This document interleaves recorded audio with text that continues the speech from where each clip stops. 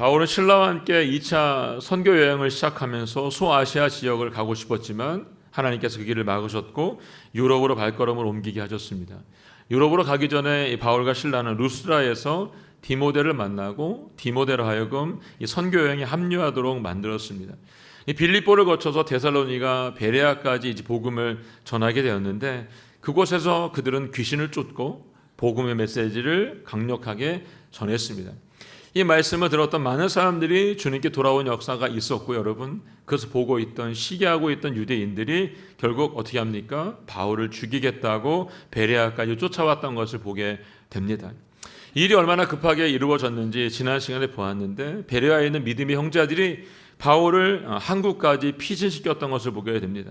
항구에 도착하고 나서도 안심이 안 되었기 때문에 어떻게 합니까? 데살로니가에 쫓아오는 그 유대인들을 피해서 배를 타고 다른 지역으로 가야만 했습니다. 가장 빨리 갈 수 있는 배편을 보았더니 아마 아가야 땅을 가는 아테네였던 것 같습니다. 그래서 막 출발하려고 했던 그 배를 타고서 그리고 바울을 아테네까지 안전하게 데려가는 걸 볼 수 있습니다. 너무 급하게 이 일이 이루어졌기 때문에 바울 일행이었던 실라와 디모데는 함께하지를 못했죠.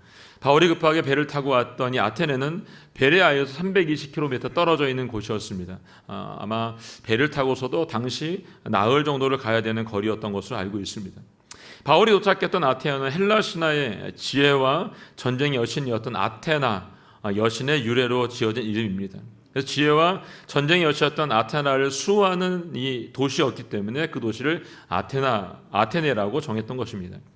지금 바울이 방문할 당시에 아테네는 전성기 시대를 지났던 걸 볼 수 있습니다. 그리고 로마의 식민지 가운데 빠져 있었던 것을 볼 수가 있습니다.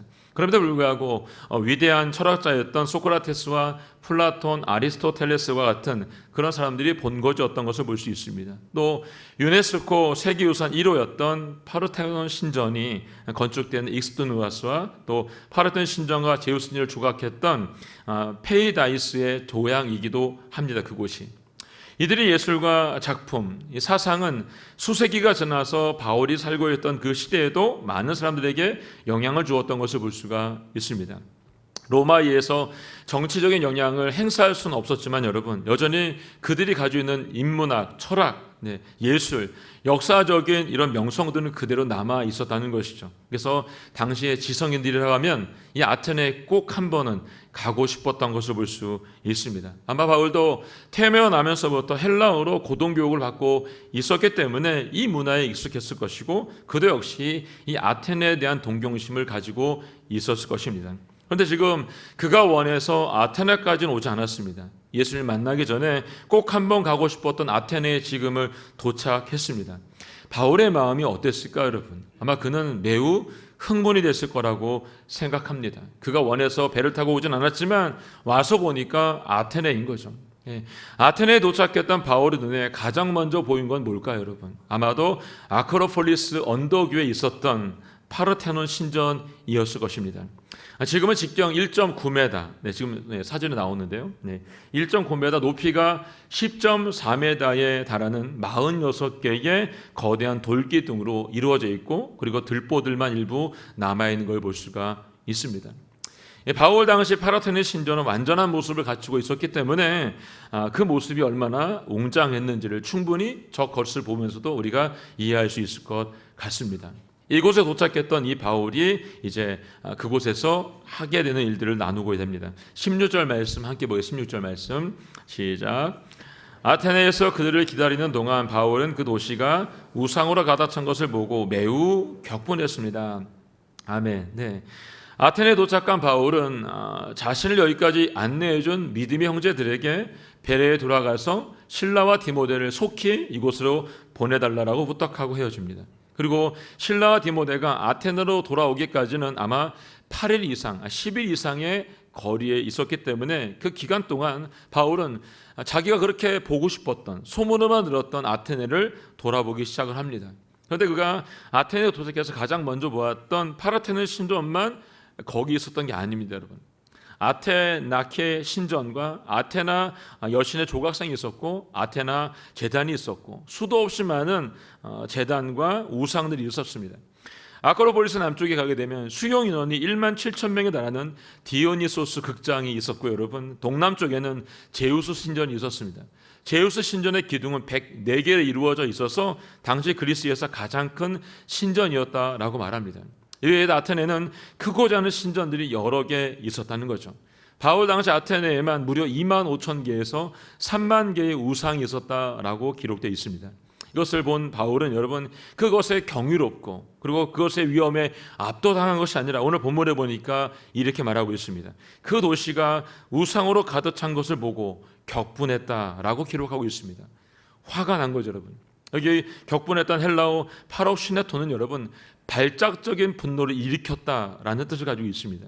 이 말은 바울이 아테네를 보면서 그 실망감이 어마어마했다는 것을 우리에게 잘 표현해 주고 있는 단어입니다. 그래서 그는 그 도시를 보면서 격렬하게 분노했다는 것입니다. 지금 우리말 성경은 바울의 마음이 분노한 것을 볼 수 있지만 헬라 원문을 보게 되면 여러분 바울 속에 바울의 영이 분노했다라고 기록하고 있는 걸 볼 수가 있습니다. 여러분 이 분노의 주체가 바울이 아니고 바울 안에 있는 영이었다는 것입니다. 바울이 인간적으로 격분한 것이 아니고 여러분 바울 안에는 영이 성령이 분노했다라고 표현해주고 있는 것이죠. 죄에 대한 분노, 우상에 대한 분노, 사탄에 대한 분노를 지금 표현하고 있는 것입니다. 사랑하는 성도 여러분, 여러분에게도 이런 거룩한 분노가 우리 모두 가운데 있기를 원합니다. 사단에게 속아서 조종당하고 사단에게 어리석게 넘어갔던 일들이 있다라고 한다면 여러분 안에 이런 거룩한 분노를 가질 수 있기를 원합니다. 괜히 쓸데없는 곳에 화를 내지 마시고 여러분 화를 내지 말아야 될 때 분노하지 않으시기를 주님으로 축복을 드립니다. 자, 17절 18절 말씀 함께 읽겠습니다. 시작. 그래서 그는 회당에서 유대 사람들과 하나님을 경외하는 그리스 사람들과 또 시장에 나가서 날마다 우연히 만나는 사람들과 토론했습니다. 에피쿠로스 철학자들과 스토아 철학자들도 바울과 변론을 했습니다. 그 가운데 몇 사람이 물었습니다. 이 말쟁이가 무슨 말을 하라는 것인가? 또 다른 사람들은 그가 외국의 다른 신들을 전하는 사람인가 보다 라고 했습니다. 그들이 이렇게 말한 것은 바울이 예수와 그 부활에 대한 복음을 전하고 있었기 때문입니다. 아멘. 네. 바울은 이 아테네에 와서도 그가 선교했던 패턴을 그대로 유지하고 있는 걸 볼 수 있습니다. 우상으로 가득했던 아테네에도 여러분 유대인의 회당이 있었던 걸 볼 수 있습니다. 그는 이제 이 회당에 들어가서 유대 사람들에게 하나님을 경외하는 그리스도인들에게 그리고 매일매일 주변에 다니면서 우연히 만나는 사람들에게도 예수와 이 부활에 대해서 전하고 그걸 토론했던 것을 볼 수가 있습니다. 아테네 사람에게는 예수의 이름으로 그리고 부활에 대한 이 단어 이 두 가지가 굉장히 익숙하지 않았습니다. 왜냐하면 일상생활에서 거의 그들이 사용하지 않고 있는 단어였기 때문에 그래요. 예수스란 단어와 부활, 아나타수스라고 하는 이 단어가 모두 그들에게는 신의 이름으로 들렸다는 것입니다. 그래서 바울이 이방 신들을 전하는 사람으로 오해하고 있었다는 것입니다. 당시 아테네는 매우 철학적인 사람들을 모여 있었다라고 말합니다. 그래서 아까 보았던 것처럼 에피쿠로스 철학자들과 스토아 철학자들이 있었습니다. 에피쿠로스 철학자들은 무신론 사상을 가지고 있었고 쾌락이 인생의 주된 목표였던 것을 볼 수가 있습니다. 그리고 그들은 신을 인간과 상관없는 존재로 생각했다는 것입니다. 반면에 스토아 철학자들은 범신론적인 생각을 가지고 있었기 때문에 모든 것이 신이다라고 생각을 했다는 것입니다. 이 두 부류에 속한 철학자들은 바울이 전하는 예수, 이 부활에 대해서 굉장한 관심을 보이기 시작한 것입니다. 왜냐하면 바울이 전하고 있는 이야기는 그들이 아주 처음 들어본 내용이었고 그리고 그들이 가지고 있는 철학 사상에 비춰봤을 때 전혀 이해할 수 없는 신관과 역사관을 담고 있었기 때문에 그렇습니다. 그래서 이것을 이상하게 생각한 몇몇 사람들이 아까 보았던 것처럼 이 말쟁이가 무슨 말 하는가라고 듣고 싶어 했습니다. 또 다른 사람들은 그가 외국의 다른 신들을 전하는 사람인가 보다라고 말했던 것을 볼 수가 있습니다. 전혀 다른 생각과 말들을 하고 있는 것이죠. 그들이 바울이 하고 있는 이 말을 도저히 이해할 수가 없으니까 예수에 대해서 부활에 대해서 지금 그것을 집중해서 듣고 싶은 마음이 있었던 것을 볼 수가 있습니다. 그들이 가지고 있는 세계관으로 도저히 이해할 수 없는 이 일에 대해서 그들은 말쟁이라고 말하면서도 그 말을 듣고 싶어 합니다. 우리는 여기서 한 가지 사실을 분명히 짚고 넘어갈 필요가 있습니다. 그것은 바울이 말하고 있는 예수와 이 부활, 이 복음은 세상의 철학과 이성과 종교적 견해와는 전혀 다르다는 사실입니다. 세상에 많은 종교와 이단, 사상과 철학은 우리가 예수 그리스도의 복음을 자기들과 비슷한 거로 여기기를 원하고 있습니다.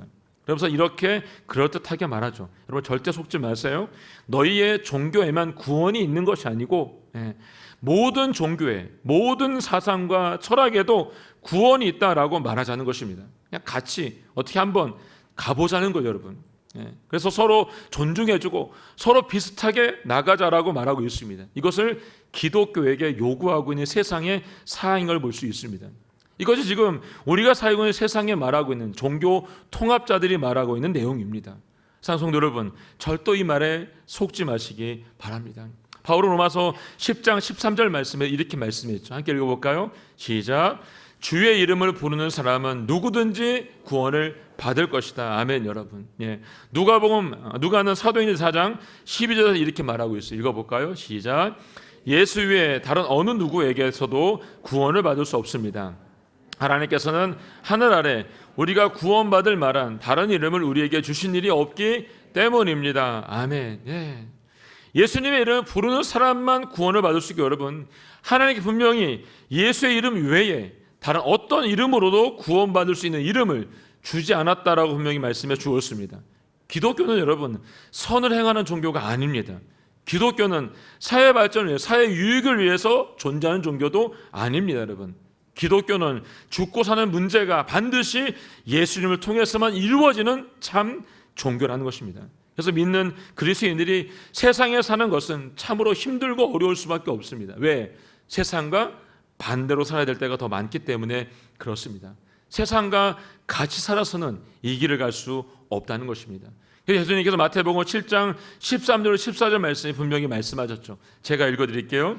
좁은 문으로 들어가라. 멸망으로 인도하는 문은 크고 그 길은 넓어 그 들어가는 사람이 많다. 그러나 생명으로 인도하는 문은 좁고 그 길은 험해 그를 찾는 사람이 적다. 아멘. 좁은 문으로 들어가랍니다. 멸망으로 인도하는 문은 크고 넓어서 많은 사람들이 들어가는 세상이 문입니다. 그러나 생명으로 인도하는 이 문은 좁아서 가기가 힘들지만 그곳에는 반드시 구원이 있다라고 말씀을 하고 있습니다. 세상이 말하는 철학과 종교에는 여러분 구원이 없습니다. 인간이 만든 종교와 철학 속에는 인간을 구원할 수 있는 어떤 구원의 방법도 담겨 있지 않습니다. 구원은 우리를 창조하신 하나님으로부터 오는 것이지 인간이 만든 것이 아닙니다. 인간이 만들어서 구원이 오는 것이라고 한다면 하나님이 왜 필요합니까, 여러분? 구원이 왜 필요합니까, 여러분? 그냥 인간이 하고 싶은 대로, 원하는 대로, 살고 싶은 대로 살다가 죽으면 됩니다, 여러분. 이것이 얼마나 허망한지는 공동묘지에 묻히면 압니다. 왜? 묻히고 난 이후의 천국은 그들에게 보장되어 있지 않기 때문에 그렇습니다. 그때 후회해도 여러분 1000번 만번 후회도 소용이 없습니다. 구원은 오직 예수 그리스도를 통해서만 이루어지게 되어 있습니다.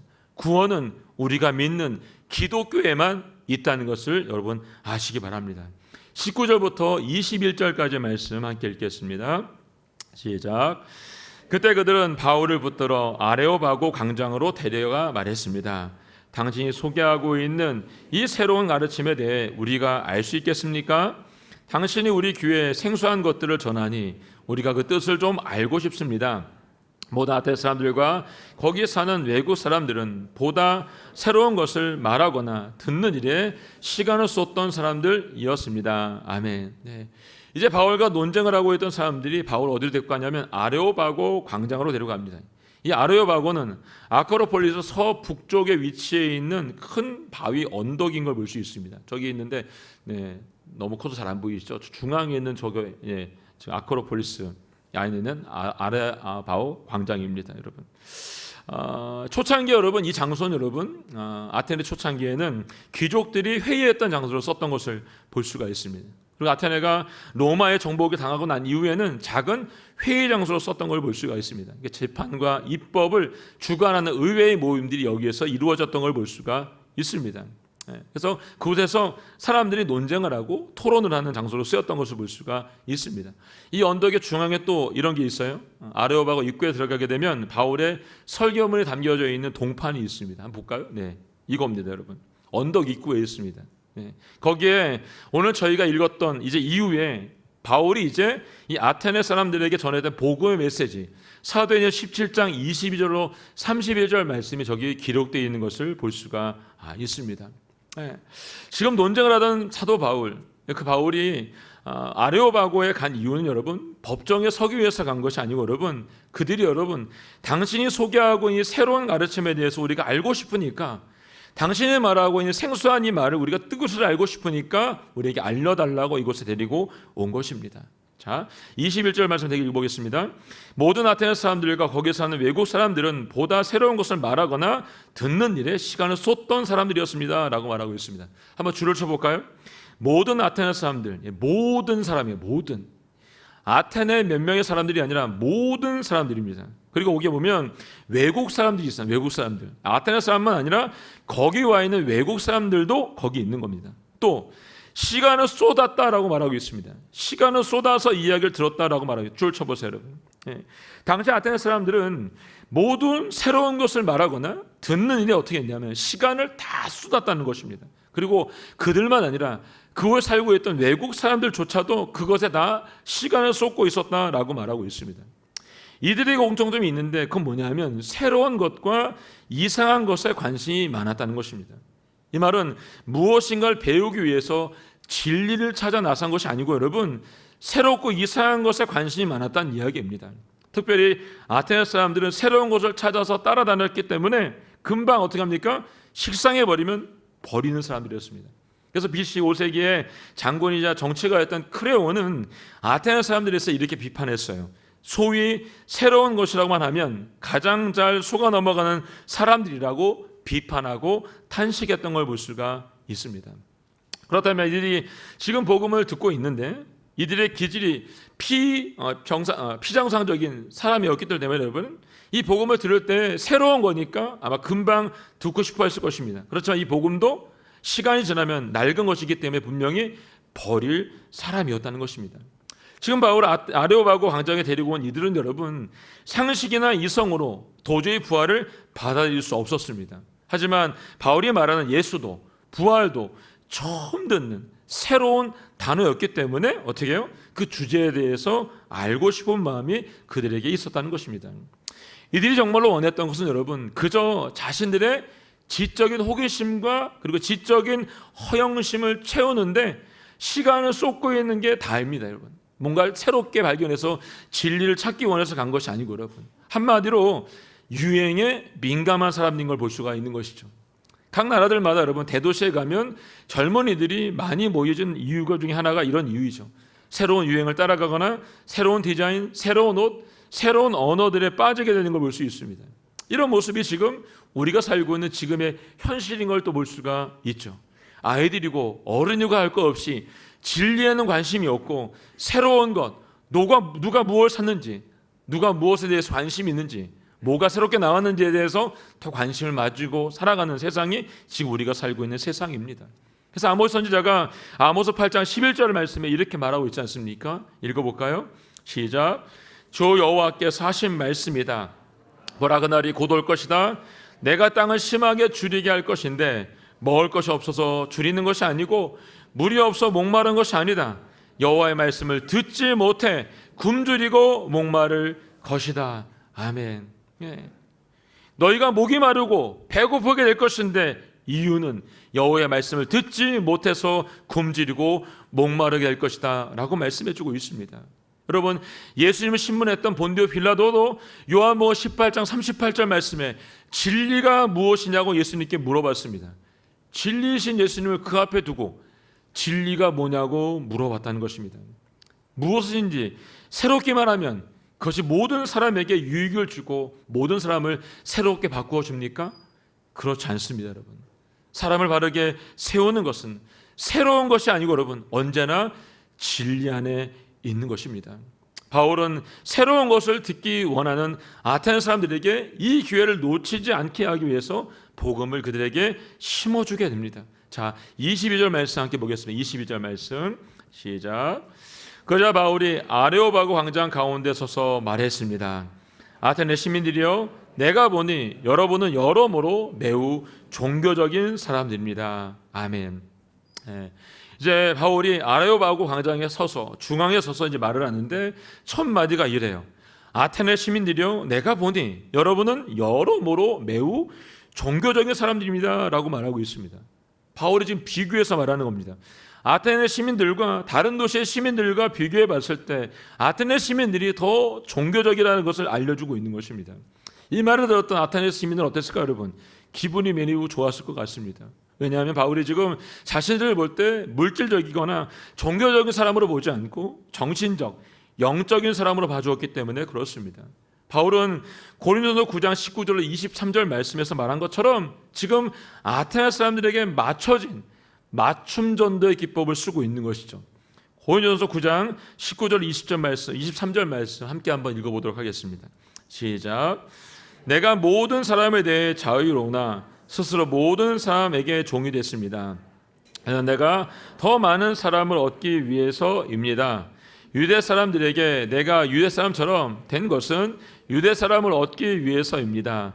나 자신이 율법 아래 있지 않지만 율법 아래 있는 사람들에게 내가 율법 아래 있는 사람처럼 된 것은 그들을 얻기 위해서입니다. 내가 그리스도의 율법 아래 있기 때문에 하나님 율법을 떠난 사람이 아니지만 율법 없는 사람들에게 율법 없는 사람처럼 된 것은 그들을 얻기 위해서입니다. 연약한 사람들에게 내가 연약한 사람처럼 된 것은 연약한 사람들을 얻기 위해서입니다.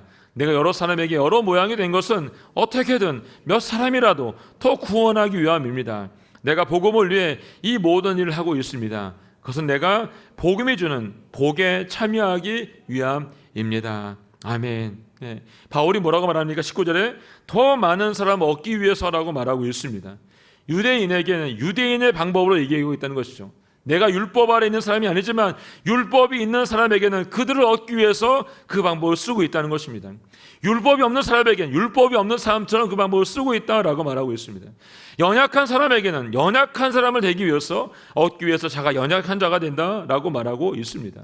내가 어떻게든 여러 모양을 가지고 그들을 몇 사람이라도 구원하기 위해서 이 방법을 쓰고 있다라고 바울이 얘기하고 있습니다. 그래서 바울이 아테네 사람들을 향해서 다른 도시보다 매우 종교적이라고 말한 것은 틀린 말이 아닌 거죠, 여러분. 그들의 방법으로 접근해서 그들이 온 도시에 신전과 신상과 제단을 만들어 가지고 가득 채운 어느 도시보다 더 심각한 우상의 도시임을 보여주고 있기 때문에 그 도시에 대해서 너희가 종교심이 매우 많구나라고 이야기한 것입니다. 하지만 바울이 말하는 속내는 그들의 경배 대상은 고작 생명이 없는 쇠붙이고 금이고 은이고 돌조각이고 상어로 만들어진 우상에 지나지 않는다는 것입니다. 그러므로 바울이 아테네 사람들에게 당신들의 어느 도시보다 매우 종교적인 말한 진짜 이유는 뭘까요, 여러분? 그들이 여러분 어느 도시보다 미신적이고 미련하다라고 지금 얘기를 해주고 있는 것입니다. 23절 말씀 읽겠습니다. 23절 말씀 시작. 내가 두루 다니면서 여러분이 무엇을 섬기는지 자세히 살펴보다가 알지 못하는 신에게라는 새긴 제단도 보게 됐습니다. 이제 여러분이 알지도 못하고 예배해온 그 신을 내가 여러분에게 전하고자 합니다. 아멘. 바울이 실라와 디모데가 오기까지 시간 동안 아테네를 돌아보았다고 했습니다. 근데 재미있는 것은 이 신이 어마어마하게 많이 있는데 다 이름이 있었다는 거죠. 근데 어느 한 곳에 가서 제단을 봤는데 거기에는 이렇게 써 있다는 거죠. 알지 못하는 신에게라고 헐기가 적혀 있다는 것입니다. 이 말은 뭐 여러분 경배를 하기 위해 제단을 만들어 놓았는데 경배의 대상을 알지 못해서 거기다가 그냥 알지 못하는 신에게라고 말하고서 몇백 년이 지나는 동안 계속해서 그 제단에서 경배했다는 것을 얘기해 주고 있습니다. 그래서 바울은 이제 아테네 사람들에게 여러분이 그동안 알지 못하는 신을 향해서 예배를 해봤는데 오늘 내가 그 신이 누구인지 알려주겠다라고 말하고 있습니다. 이것을 지금 바울은 복음의 기회로 삼고 그 복음을 그들에게 심고 있는 거죠. 바울은 아테네 사람들을 향해서 유대인들에게 복음을 전했다는 방법을 쓰지 않았다고 했습니다. 그들이 들을 수 있는 방법으로 복음을 제시하고 있습니다. 이 말씀이 오늘 저희가 본문에 읽은 24절부터 31절까지의 내용입니다. 아까 그 언덕에 있었던 동판에 새겨져 있는 말씀이 거기에 기록되어 있는 것이죠. 이 내용을 제가 요약해보면 이렇습니다. 하늘과 땅의 주인이신 하나님께서 사람의 손으로 지은 신전 안에 살지 않는다는 것입니다. 너희가 이렇게 많은 우상을 만들고 이렇게 많은 신전을 만들었는데 너희의 손으로 만든 그 어느 곳에도 이 하나님은 속해 있지 않다는 것입니다.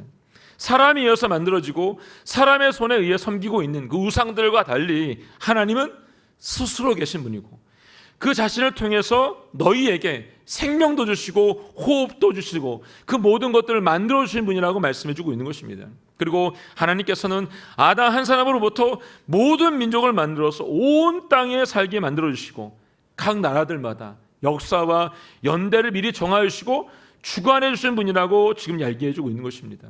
하나님께서는 멀리 계신 분이 아니라 우리 각 사람 가까이 계셔서 우리가 찾기만 하면, 손을 뻗기만 하면 우리가 만날 수 있는 분이라고 얘기합니다. 왜냐하면 하나님께서는 사람을 먼저 찾아와 주셨기 때문입니다. 함께하기를 원하시고 하나님에 의해서 만든 이 사람들이 하나님의 자녀로 살기를 그분은 원하시고 있기 때문입니다. 그러나 하나님께서는 영원히 죽을 수밖에 없는 죄인들을, 이 죄를 사하여 주기 위해서 독생자이신 아들 예수 그리스도 이곳에 보내셨고 십자가에 못 박아 죽으심으로 죄인으로 죽을 수밖에 없는 우리들을 이 죄인의 대값을 대신 치름으로 말미암아 영원히 살게 해주셨다는 것이죠. 죄 없으신 예수 그리스도가 죽으셨지만 하나님께서는 그 죽음에서 다시 살리심으로 영원히 다시 일으켜 세우신 하나님, 그 하나님이 하나님이 되심을 온 천하 만방에 알리시게 된 것입니다. 결국 십자가에 돌아가시고 부활하신 그 예수 그리스도 안에서 하나님께서는 천하 만민으로 하여금 죄사함을 얻게 하시고 하나님의 자녀로 영원히 구원받게 만들어 주었습니다. 하나님의 공의는 결코 하나님의 사랑과 분리되지 않는다는 사실을 우리에게 증명해서 보여주고 있는 것입니다. 그러므로 모든 죄인들이 죄값을 치르시고 십자가의 제물로 돌아가셨다가 부활하신 예수 그리스도 안에서 이 모든 죄인들은 어떻게 됩니까? 하나님께 돌아오라고 말하고 있습니다. 돌아와서 어떻게 해요? 회개하라고 말해주고 있습니다. 이것은 너희가 이전에 몰랐을 때는 모르겠는데 이제 너희가 알게 되었기 때문에 회개하고 돌이켜야 된다라고 말하고 있습니다. 이 내용을 바울은 아테네에서 발견한 알지 못하는 신에게라는 재단을 언급하면서 그동안 아테네 사람들이 알지 못하고 경배했던 그 신이 누구인지를 직접 가르쳐주면서 지금 설교하고 있는 것입니다. 그리고 삼위일체 하나님을 설명하기 시작하기 전에 사울의 혈교는 방금 확인한 것처럼 예수님의 죽음과 부활로 끝을 맺게 되는 것을 볼 수가 있습니다. 이 설교가 마쳤을 때 어떤 반응이 일어났을까 여러분? 그 설교를 듣고 있던 아테네 사람들의 반응이 둘로 나누어지게 되는 걸 볼 수 있습니다. 32절 말씀에 있습니다. 32절 말씀 시작. 죽은 사람들이 다 같이 살아난다는 말에 어떤 사람들은 비웃었지만 또 다른 사람들은 우리가 이 이야기에 대해 다시 듣고 싶소라고 말했습니다. 네. 죽은 사람들이 다시 살아난다는 말을 들었던 사람들, 그들이 어떻게 합니까? 비웃었다라고 말하고 있습니다. 그리고 또 다른 사람들은 우리가 다시 듣고 싶소라고 이야기를 하고 있습니다. 그럼 어디에 그를 가나 반대자들은 반드시 있기 마련입니다. 그런데 이 중에도 여러분 복음의 말씀을 심고 그 말씀에 따라 순종하는 사람들이 생겨나는 것을 볼 수가 있습니다. 이 모든 것들이 전적인 하나님의 은혜인 것을 볼 수가 있죠. 34절 말씀 함께 읽어있습니다. 34절 말씀 시작. 그때 몇 사람들은 바울을 따르며 믿게 됐습니다. 그 가운데는 디오니시오스 아이라고가 의회원이 다말이라는 여인과 그 외에 몇 사람이 더 있었습니다. 아멘. 네.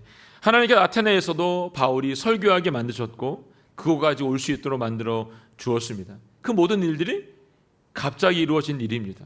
예. 갑자기 배를 타게 돼서 배를 탔는데 타다 와서 와보니까 아테네였다는 것입니다. 누구 때문에 여러분? 지금 여기 나와 있는 변화되어야 될 이 한 사람 한 사람을 통해서 하나님께서 이 일을 하고 있다는 걸 우리에게 보여주고 있습니다.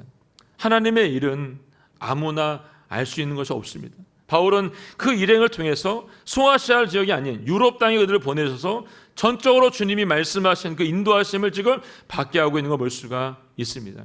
바울이 계획한 것 그것 하나도 없습니다. 근데 자신에게 주어진 이 일에 대해서 어떻게 합니까? 성실하게 이 모든 일을 행하고 있는 걸 볼 수가 있습니다. 그 일을 통해서 하나님께서 이 모든 일들을 놀랍게 역사하고 있는 걸 볼 수가 있는 것이죠. 오늘 저와 여러분에게도 이와 같은 일들이 저는 일어나기를 간절히 기도해 봅니다. 내 계획이 지금 틀어지고 앞이 잘 보이지 않는다 해도 여러분, 하나님께서 주신 길이라고 한다면 성실하게 최선을 다해서 나아갈 수 있기를 주님의 이름으로 축원합니다.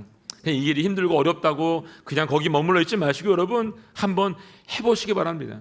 그 길이 좁고 좁은 문이라 할지라도 그 뒤에 생명이 있다라고 한다면 가야 되지 않겠습니까? 오늘 그 은혜가 우리 모두 가운데 있기를 예수님의 이름으로 선포합니다. 아멘. 한번 찬양하고 기도하도록 하겠습니다. 오늘 찬양은 주님 다시 오실 때까지 나는 이 길을 가겠습니다. 좁은 문, 좁은 길, 나의 십자가 지고 나의 가는 이 길 끝에서 나는 주님을 꼭 만나고 싶습니다. 이 찬양 주님께 함께 드리고 기도하도록 하겠습니다.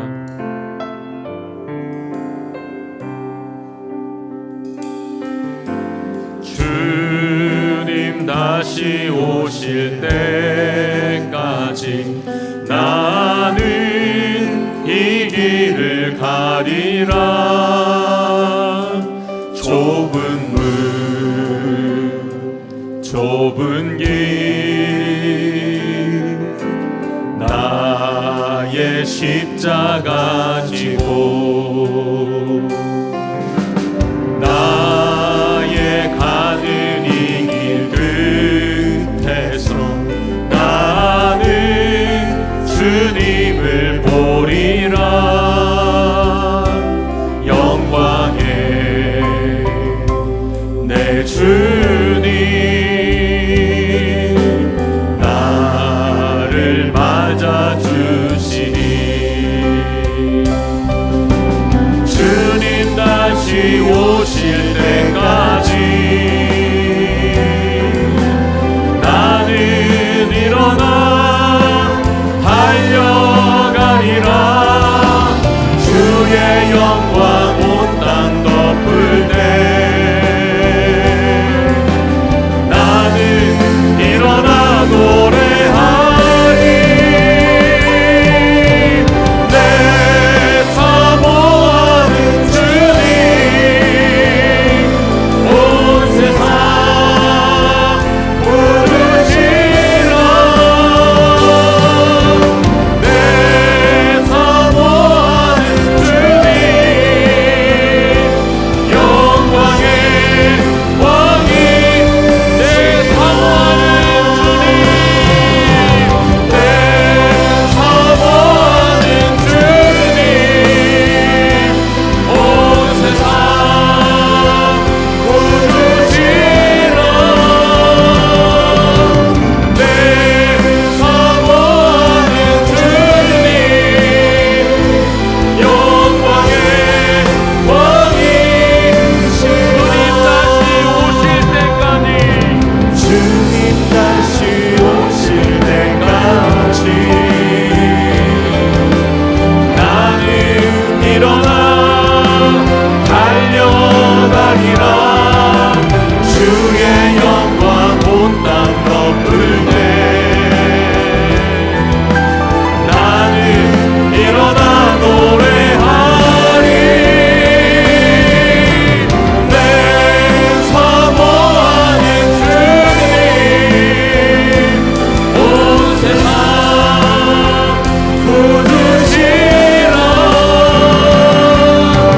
내 사모하는 주님 영광의 왕이 내 사모하는 주님 내 사모하는 주님 온 세상 부르시라. 내 사모하는 주님 영광의 왕이 영광의 왕이 영광의 왕이시라. 영광의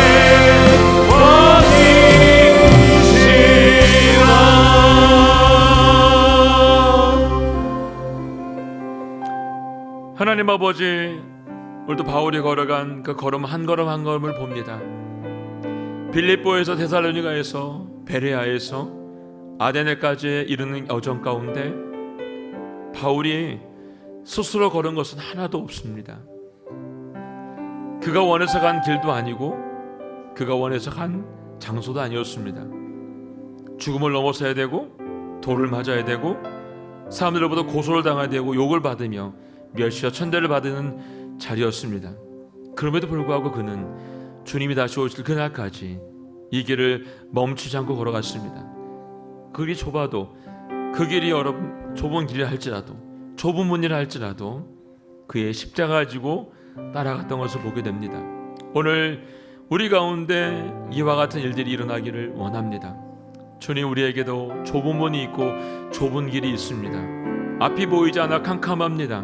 그럼에도 불구하고 오늘 바울이 그 걸음을 내어디었던 것처럼 우리 또한 그 걸음을 내어딛기를 원합니다. 아버지 하나님, 우리 안에 영으로 임하여 주시고 성령으로 말씀하여 주시고 그 걸음 하나하나가 오직 주님께 영광이 되는 걸음이 되게 하여 주시옵소서. 우리 역사하시는 주를 바라보며 내 안에 임하다 고백하며 기도하며 나아가게 기도하겠습니다. 하나님 감사합니다. 오늘도 주님만을 바라보며 나아갑니다. 오직 주님만을 기억하며 나아갑니다. 하나님 아버지, 영원히 죽을 수밖에 없었던 죄인들입니다. 아버지 하나님, 영원히 살 수 없던 저희들이 여기 있습니다.